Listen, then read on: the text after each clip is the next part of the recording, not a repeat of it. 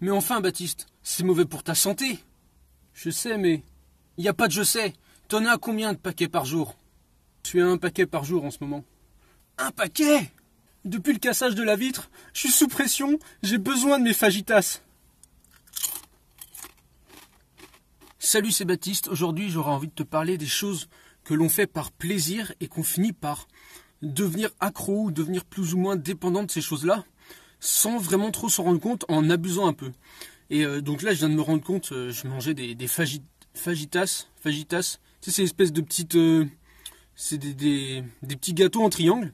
Et en fait, depuis que ma voiture a été cassée, enfin ma vitre de voiture a été cassée l'autre jour là, donc ça fait 4-5 jours peut-être, j'ai mangé plus d'1 kilo de fajitas, quoi. C'est un truc de malade. Et je viens juste de m'en rendre compte. Je regarde, et j'étais en train de manger, je me suis dit, quoi? Attends, ça fait combien de fois que j'en mange? Est-ce que je fais vraiment ça parce que j'aime ça et que ça me fait plaisir? Ou est-ce qu'il y a une autre raison? Ou est-ce qu'il y a autre chose? Il y a autre chose qui fait que j'ai envie d'en manger, mais que c'est pas juste pour le plaisir du goût. Parce que si tu veux, quand on mange un paquet au début, ça va. Mais quand tu es à plus de 7 paquets en 4 jours, ça commence à faire beaucoup et c'est plus juste pour le goût du truc, quoi. Il y a une autre raison. Il y a une frustration quelque part. Donc, soit l'insécurité que je ressentais quand j'étais dans la ville, justement, et me dire, comme je suis pas bien, tu vois, je bouffe et je sais que moi, c'est un truc qui me plaît, mais ça peut être... là, ça peut être la clope. T'es stressé, je sais pas, tu prends la clope. Ça peut être l'alcool pour certains. Ça a été comme moi les jeux vidéo à un moment. C'est-à-dire qu'au début, je jouais parce que ça me faisait plaisir et tout. Et petit à petit, c'est devenu un truc où je jouais plus juste parce que ça me faisait plaisir. Je jouais parce que il fallait que je joue. C'était devenu obligatoire en fait. Et tu demandes à quelqu'un qui fume, n'importe qui, il fume pas parce que il kiffe chaque bouffée qu'il prend de clope. Il fume parce que il faut qu'il fume, faut qu'il ait sa clope, c'est la pause, paf, il prend sa clope. Celui qui boit, c'est pareil, qui va tous les week-ends en soirée, qui prend son petit verre de vin le soir et tout, ou le midi, il est pas là, j'apprécie ce vin machin. Il est là, il veut pas il veut peut-être pas l'avouer, mais il lui faut sa dose d'alcool, tu comprends, c'est un truc, voilà, même si c'est un tout petit peu, sans parler des alcooliques qui font que ça et qui sont complètement dépendants du truc, mais le fait d'avoir besoin de sa petite dose d'alcool tous les jours ou très régulièrement, c'est un signe d'addiction. Et c'est plus juste du plaisir, c'est tu commences à être pris dans le truc, quoi. Je te parle pas des drogues dures et tout, mais le sucre ce genre d'alimentation assez facile, tu vois, fajitas, c'est hyper salé et tout, c'est hyper bon. Enfin, j'ai découvert ça il y a 4 jours, mais là tu manges pas 7 paquets, tu manges pas plus d'1 kilo en 4 jours, quoi. C'est un truc que tu prends, voilà, de temps en temps pour te faire plaisir.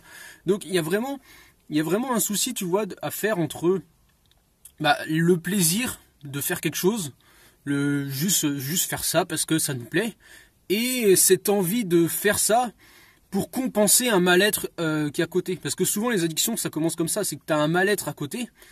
Pour ne pas avoir à affronter ce mal-être-là, tu vas compenser en faisant d'autres trucs qui vont récupérer, quoi, qui vont t'apporter du plaisir et que ça va compenser. Tu vois, t'as un peu mal, hop, tu mets du bien sur la balance et puis ça s'équilibre, quoi. Et c'est assez dangereux parce que au final, à force de compenser, tu t'occupes jamais du vrai problème. Et ça en soi, c'est ça le problème finalement, c'est ça le vrai problème, c'est de pas réussir à retrouver l'équilibre entre plaisir et, tu vois, et besoin. Et donc là, je fais la vidéo un peu à l'arrache parce que je viens juste de me rendre compte, c'est quand même fou, quoi.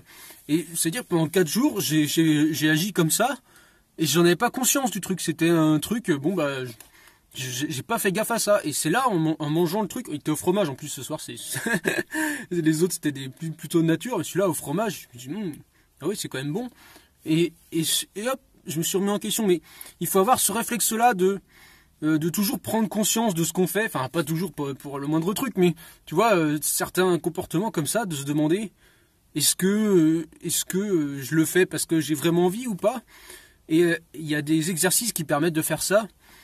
Par exemple, la méditation, là j'ai pu le faire les 2 derniers jours. C'est pour ça, tu repasses en revue tout ce que tu as fait, tout ce que tu as pensé, tout ce que tu vois, les émotions, tout ça.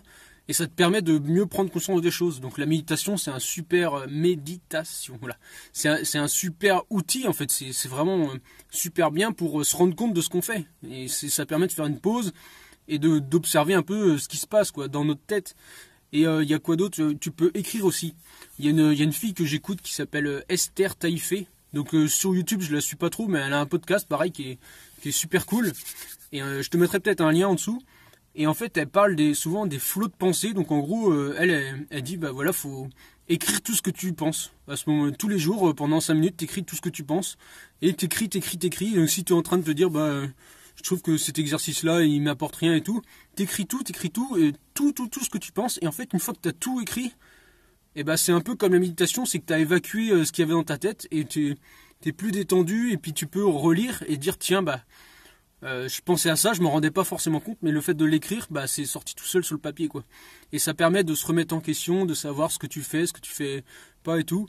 Moi je fais aussi ça de temps en temps, donc moi c'est pas tous les jours, mais c'est quand j'ai envie, que j'ai plein de choses dans la tête. J'ai un cahier où je marque la date et puis je marque tout ce qui s'est passé les derniers jours, ce que je ressens, machin. Et c'est vrai que ça libère quoi. T'es là, ça y est, là ça y est, j'ai tout vidé, c'est sur le papier, je peux penser à autre chose quoi.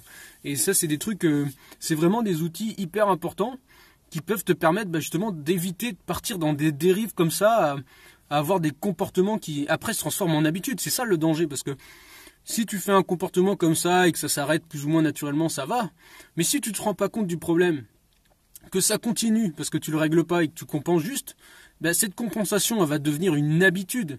Et quand c'est une habitude, genre bouffer des trucs salés, sucrés, fumer, boire de l'alcool, et ben ce genre d'habitude là après, ça peut que empirer le truc. Aller dans les jeux vidéo mais de manière un peu comme moi je l'ai fait avant, complètement déraisonnée quoi. Donc tout ça, ces trucs qui vont t'amener d'autres problèmes et qui vont renforcer bah, le problème de base et qui vont redemander à être compensés et ça fait une sorte de cercle vicieux. Il faut absolument éviter ça. Et le fait bah, de se poser de temps en temps, de regarder ce qu'on fait et de dire ça va pas, je rectifie, bah, ça permet de ne pas tomber dans ce cercle vicieux là. Donc c'est hyper important de faire gaffe quoi. Fais gaffe à ce que tu penses, fais gaffe à ce que tu fais et puis voilà, moi je sais pas quoi te dire de plus, c'est ce qu'il y a à retenir, c'est ça qui est le plus important. Donc on se dit à très bientôt pour une prochaine vidéo. Fais gaffe à ce que tu penses et prends conscience de ce que tu fais. Et puis en attendant, amuse-toi bien, salut.